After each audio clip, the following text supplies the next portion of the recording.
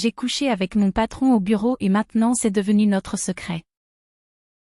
Dès le premier jour où j'ai commencé à travailler dans l'entreprise, j'ai ressenti une profonde admiration pour mon patron, Alessandro. C'était un homme charismatique, confiant et extrêmement séduisant. Leurs interactions professionnelles ont toujours été cordiales, mais il y avait une étincelle dans leurs yeux qui trahissait une attirance mutuelle. Un après-midi, alors que le bureau était vide et que nous travaillions seuls, Alessandro s'est approché de mon bureau.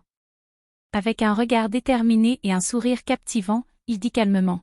« Monica, pouvons-nous parler un instant ?» Mon cœur battait à tout rompre lorsque j'acquiesçai. Alejandro était assis au bord de la table et me regardait attentivement. « Je voulais te dire quelque chose depuis un moment. Non seulement j'admire ton travail, Monica, mais je suis vraiment attiré par toi. » J'ai senti un frisson parcourir ma colonne vertébrale. Elle ne s'attendait pas à ce qu'il soit aussi direct, mais quelque chose dans sa voix lui donnait confiance et lui faisait se sentir aimé.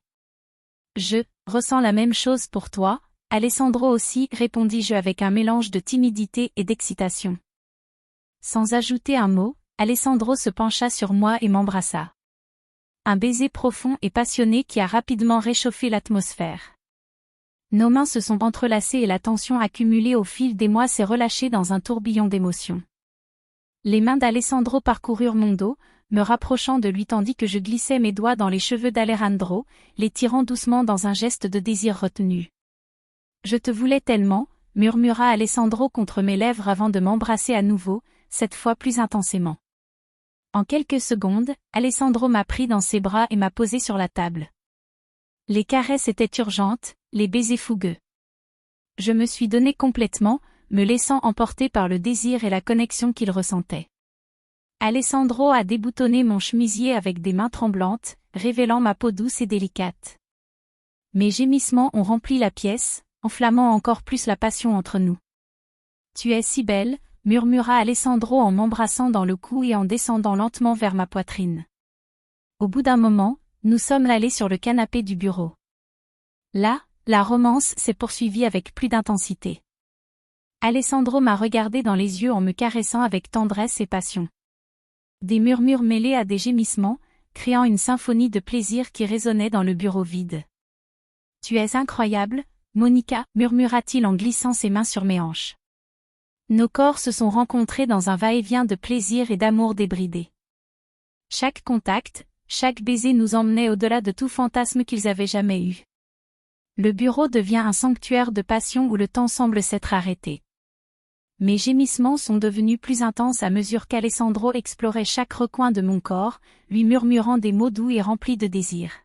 « Ne t'arrête pas, Alessandro, s'il te plaît, ne t'arrête pas », altai-je, cambrant mon dos, le tenant fermement.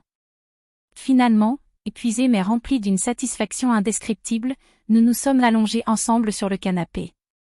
Alessandro me caressa doucement les cheveux, tandis que je me blottis contre sa poitrine, respirant toujours fortement. « Je n'aurais jamais imaginé que cela arriverait, » dis-je en souriant. « Moi non plus, » répondit-il. « Mais je suis content que cela soit arrivé. Ce n'est que le début, Monica. » Nous nous sommes encore embrassés, sachant que ce moment nous marquait à jamais. Le bureau, qui n'était autrefois qu'un lieu de travail, détenait désormais le secret de leur amour passionné. Si vous avez aimé, laissez un like et abonnez-vous, cela nous aiderait beaucoup. Laissez-nous votre photo et comment vous contacter si vous cherchez quelqu'un avec qui passer du temps. Ci-dessous dans la description, nous vous laisserons notre adresse email. Et vous, quelle est votre histoire ?